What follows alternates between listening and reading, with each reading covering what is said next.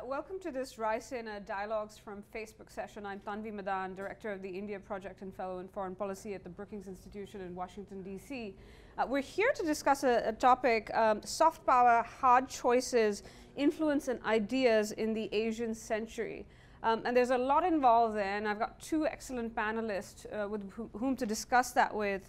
Byrne, Director of the Griffith Asia Institute in Australia, and Ruan Zongze, Executive Vice President of the China Institute of International Studies, obviously from China. And what I thought we'd do is kind of have a conversation a little bit about, because there are a lot of themes involved in this discussion, and start with Caitlin on, we've heard a lot about, since we have somebody from Australia and China, we've seen a number of these themes that are in this title, in this subject, a rise in the Australia-China relationship over the last couple of years. Could you talk to us a little bit about, and you've written about soft power, could you talk to us a little bit about why China has become such a subject of debate in Australia in a way that it hadn't been in the past? Thanks so much, Tanvi. And I guess to start, it's worth putting in context, you know, soft power is nothing new.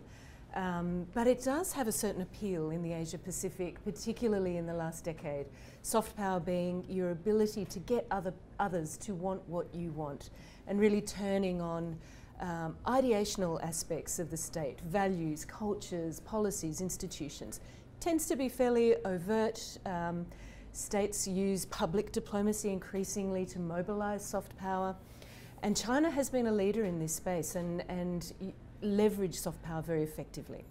In the Australian context, in recent years, we've seen some concerns, though, about some of the less overt aspects, I think, of China's influence operations and utilising Chinese networks of students, media, business people, diaspora, to really promote Chinese thinking, policies, in a way that has created some controversy, has been seen to be subversive, and has in some ways generated a debate that potentially has undercut Chinese soft power, undercut China's reputation, and taken discourse in Australia about Australia-China relationships in a very different direction. I think it speaks not just to our bilateral relationship, but also to the evolving nature of soft power today, in a contested world where the contest for narrative to shape the discourse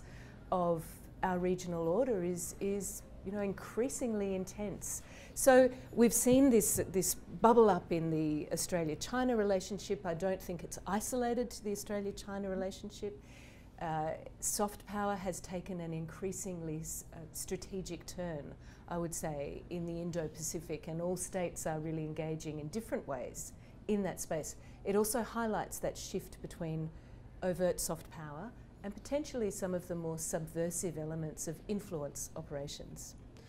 Ron, how is this seen in China? How is this debate in Australia seen in Beijing, but in China more broadly? And how is it playing into these discussions about what China should be doing in various countries or should not be doing around the world?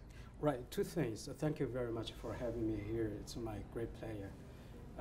The first one is, I think Australia has a problem of identity crisis.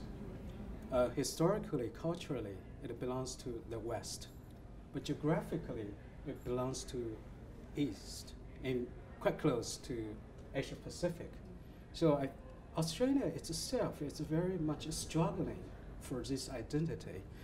Lots of its major trading partners is from Asia Pacific. But at the same time, Australia identifies itself as the member of the West. So that raises the question for Australia's relationship with other countries in the region. Because although you're quite close to the Asia Pacific, but you identify as somebody else mentally or culturally.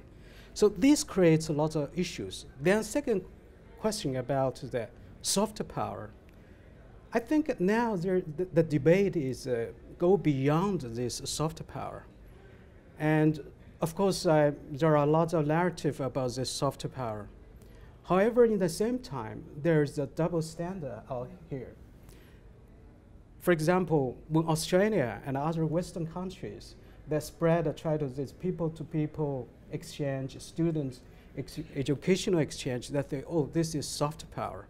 But when China conduct all these students exchange or think tank people exchange, you characterize this as a kind of a sharp power.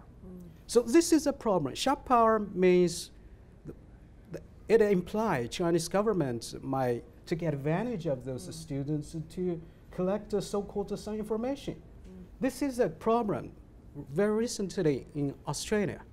So very recently, I think the other thing we should also identify is because the growing rivalry between China and Australia, particularly in the South Pacific Island nations, about the infrastructure, about the business opportunities, all sort of things.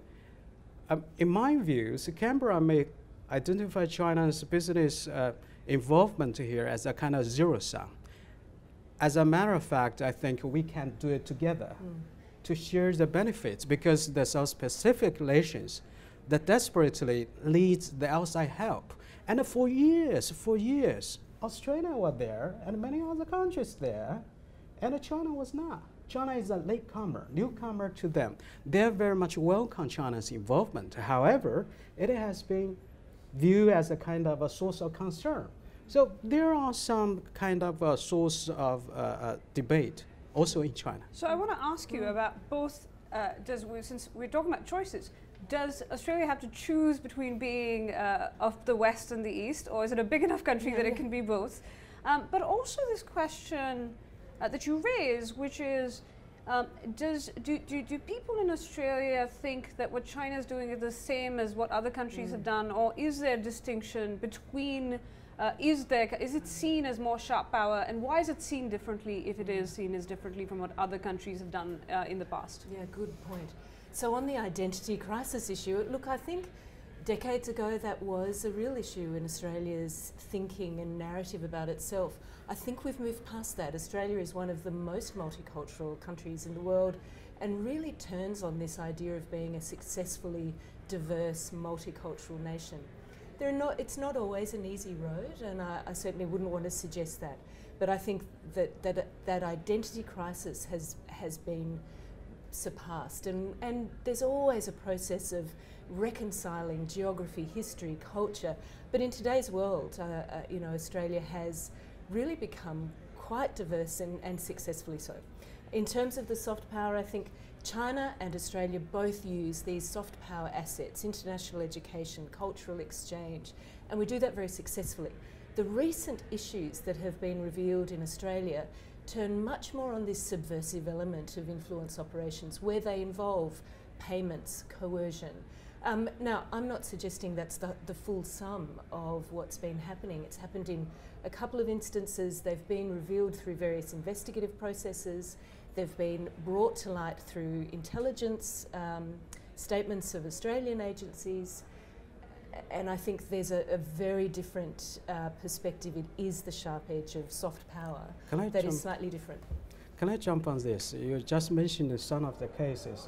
I happen to know some of them.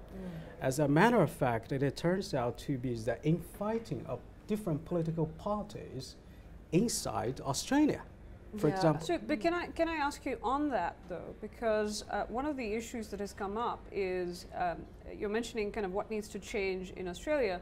Has this, and I know we're running out of time, we're getting all sorts of signs, but could you talk about, has this, because that is a domestic discussion that Australia has to have, but in China, is there a domestic discussion about choices it needs to make about the way it's doing some of these things in different countries, and that there has been some pushback? Do things need to be changed to have a different reaction, to be softer, so that countries are not calling it a sharp power?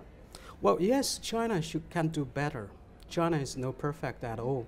Particularly when China makes so many proposals, people has very much confused. They very often ask us the question, what does China really want? As a matter of fact, in this case, I think China should do two things. Number one, China will identify the convergence of interest with the rest of the world, with its neighbors, with Australia, India, and many other countries. as a matter of fact, we have enormous convergence of interest to work on, like poverty reduction, sea air quality, improvement, connectivities, and infrastructure, all these buildings. Secondly, I think China also need to improve its the art of communication. I don't think I am a good communicator. However, I think we have a lot to learn with each other. And the final point, I think it is also important to, let's say, in the past we say we don't trust each other because we don't understand very well the other. So maybe it is now time to put us in the other side's shoes to understand China, for example, from other perspective, vice versa. So there's no way for just me first mindset. Me first mindset will not going to work at all. It is not a kind of a soft power. It will just undermine the credibility and the beliefs. I would absolutely agree. So I think where soft power can look for those points of convergence between national interest and broader interests, then we're onto something actually really productive. And on that positive note, we've ended on a constructive note, but these debates will continue for, I suspect, the next few years. Thank you for joining us for this Raisina dialogue session on Facebook.